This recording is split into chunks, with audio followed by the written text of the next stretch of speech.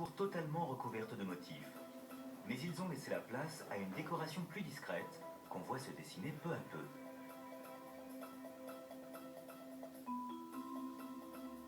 La mosquée des fleurs ne doit pas verser dans l'ostentation.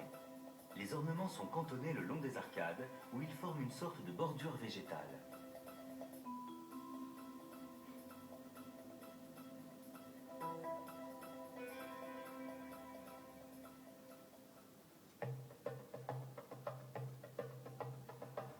Dans la salle de prière principale, on commence à démonter les échafaudages. L'intérieur du grand dôme apparaît au grand jour, prêt à accueillir le plus grand lustre du monde.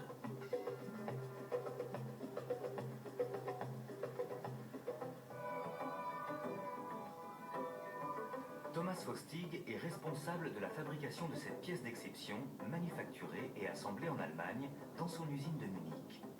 Mais ce ne sera pas le seul lustre de la mosquée.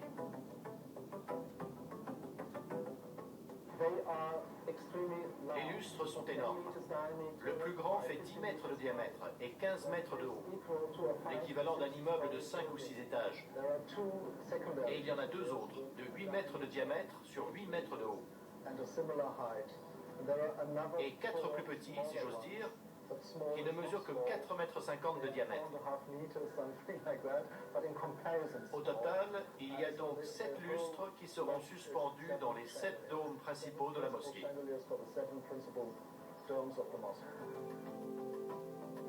Le lustre central comporte un escalier interne afin de permettre la mise en place du système d'éclairage. Le choix s'est porté sur des diodes électroluminescentes qui, grâce à leur durée de vie, limiteront la maintenance au strict minimum. Le grand lustre pèse environ 12 tonnes. Il est constitué d'inox et de feuilles de laiton plaquées or.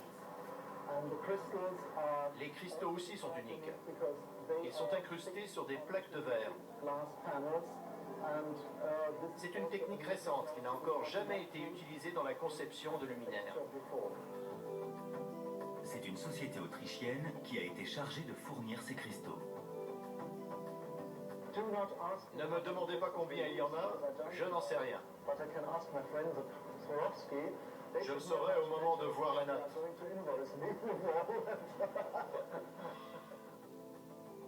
L'entreprise facturera près de 40 millions de pièces de cristal fin à Thomas Fostig.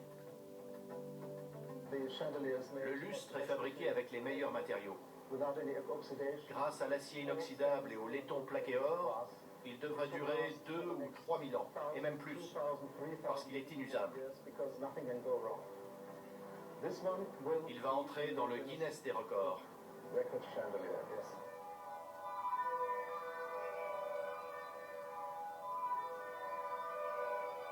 Et sous le plus grand lustre du monde, il y aura bien sûr le plus grand tapis du monde. Dessiné par l'artiste iranien Ali Khaliki, il est tissé de l'autre côté du golfe Persique, en Iran.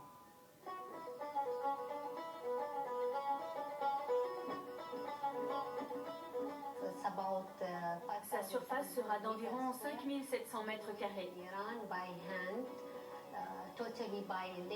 Et il est tissé entièrement à la main par 1200 femmes qui font les 3-8 pour terminer les 9 parties qui le composent. 1, 2, 3, 4, 5, 6, 7, 8, 9. Il y aura à peu près 2,5 milliards de nœuds dans ce tapis. Peut-être plus. Il mesurera 5700 mètres carrés et il pèsera 47 tonnes. 12 tonnes de coton et le reste, c'est de la laine. Ça devrait prendre 2 ans.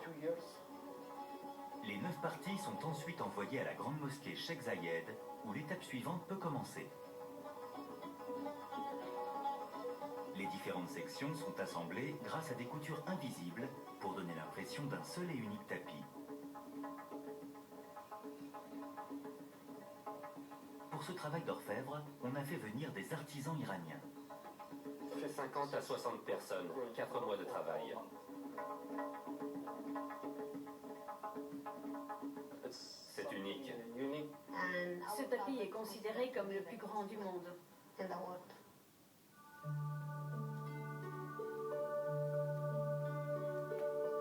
La mosquée Cheikh Zayed est sans aucun doute le monument de tous les superlatifs, mais elle doit rester centrée sur la religion. C'est à nouveau aux Italiens qu'on a fait appel pour décorer la partie la plus importante de la mosquée, son mur de prière, où figureront les 99 noms d'Allah.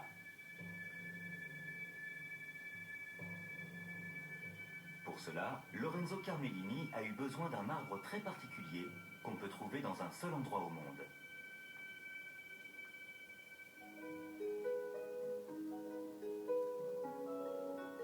Pietrasanta, sur la côte ouest de l'Italie, est associée au marbre depuis l'Antiquité. Cette bourgade pittoresque est tout aussi appréciée des touristes que des nombreux sculpteurs contemporains qui s'y sont installés. Son citoyen le plus célèbre était le légendaire Michel-Ange.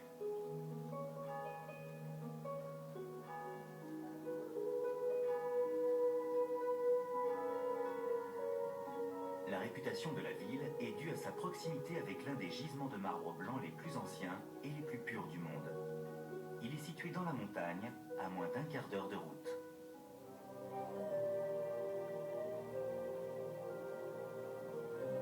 C'est dans cette immense carrière à ciel ouvert que Michel-Ange se fournissait. C'est ici que provenait une bonne partie du marbre qui ornait la Rome antique aux plus beaux jours de l'Empire.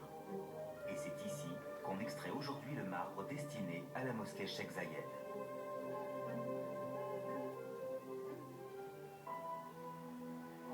Le mur de prière est constitué de blocs de ce marbre appelé Biancopi.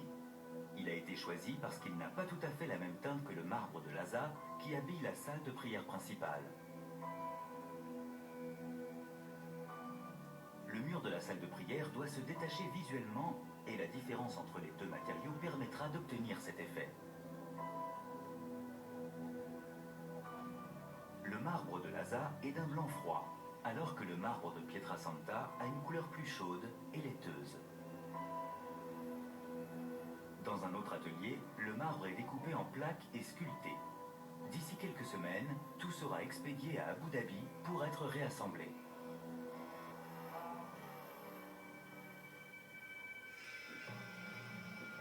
Vu la quantité considérable de marbre nécessaire pour l'ensemble de la mosquée, il a également fallu en importer de Macédoine.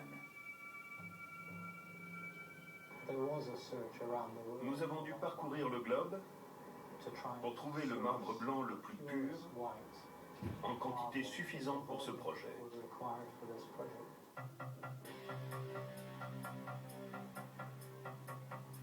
Le marbre de Macédoine recouvrira les colonnes de la salle de prière principale. Il est taillé en blocs et expédié à Dongguan, dans le sud de la Chine. Cette cité industrielle est l'une des nombreuses villes au monde qui apportent leur savoir-faire au projet. Kala al-Soleimani et ses conseillers se rendent régulièrement dans chacune d'elles pour vérifier la qualité des matériaux et l'avancement des travaux. Ils se sont adressés à l'un des plus gros conglomérats chinois de l'exploitation de marbre et de granit.